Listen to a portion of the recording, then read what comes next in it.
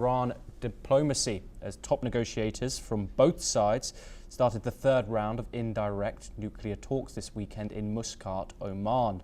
The discussions, mediated by Omani officials, follow a second round of constructive expert-level talks in Rome last week.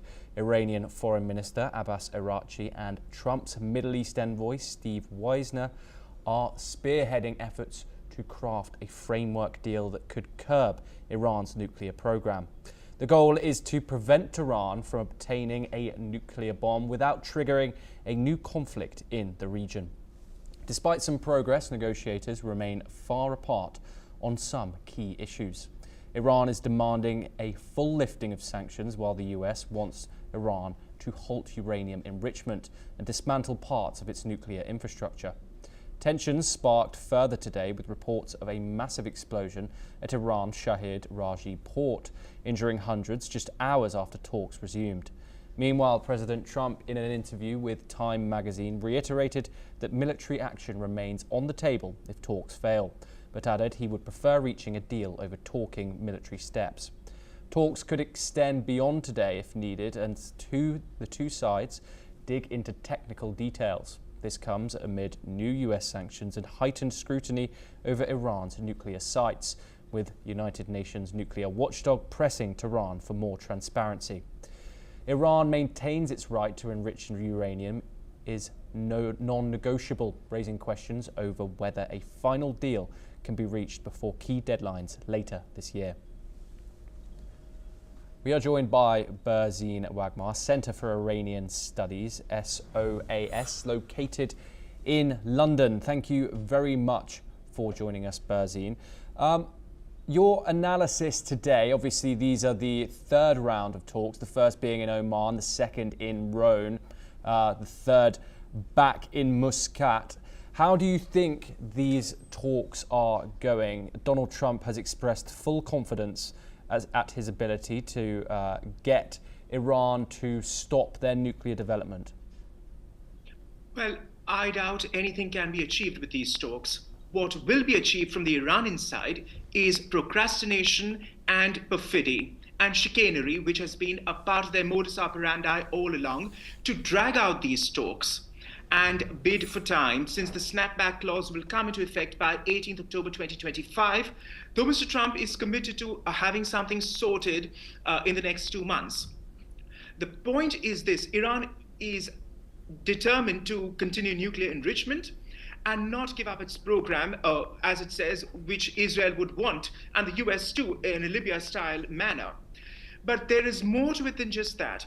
The Iranians are deliberating to keep it on a very narrow focus, the talks, by distracting the Americans and the West from their ballistic missile program, which is very disquieting, given that between 2015 and 2025, in the last decade, even when the JCPO came into existence in July 2015, if you recollect, Iran has test-fired 30 plus ballistic missiles capable of carrying a nuclear payload. To say nothing of the fact that it has also created insurrection and problems for all its neighbors in the region.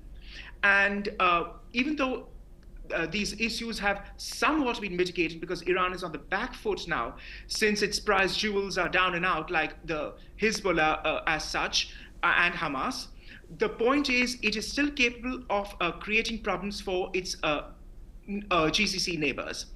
The point is also this, that Iran is committed then to having either a revised JCPO, which they would ideally like to see, but then one must question the wisdom of that, or at the same time it would want to have sanctions lifted.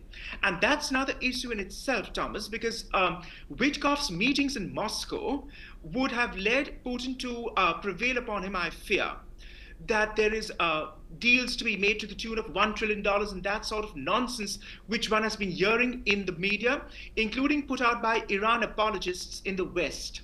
And that is necessarily mammon, which is music to Mr. Trump's ears, the man who claims to have the art of the deal and all that. But then that would lead to several issues which will not be resolved if Iran continues, and indeed it has put in the 9 yards of hard work for uranium enrichment. U-235 enrichment has already taken place to the tune of 60%, and 90% of the homework has already been done for transforming natural uranium into weapons-grade uranium. Berzin, I wanted to address the other striking news coming out of the region today, the explosion that happened in Shahid Rajaee port that coincided with today's nuclear talks with Iran. Could this timing have any implications on the deal of this explosion? No, but suffice to note that the port, which is located a few kilometers west of the city of Bandar Abbas on the southern littoral of the Persian Gulf, is Iran's premier port, Rajaee port, which is also part of the north-south corridor between Bombay and St. Petersburg, the INSTC, which of course has been moribund for the last 20 plus years, except for a few dry runs of freight. And it's the first port of call if you leave Bombay for Bandar Abbas and onwards overland through Iran to reach St. Petersburg. It's also Iran's premier port and bunking facility for oil shipments to China. So it is important for the Iranians, but one must see if this sabotage is due to an accident, as what happened in Beirut a few years ago, and not necessarily due to terrorism or any such thing. I would attribute it mostly likely to some unfortunate accident as such. Berzin Wagmer, thank you very much. Pleasure to have your insight on the programme.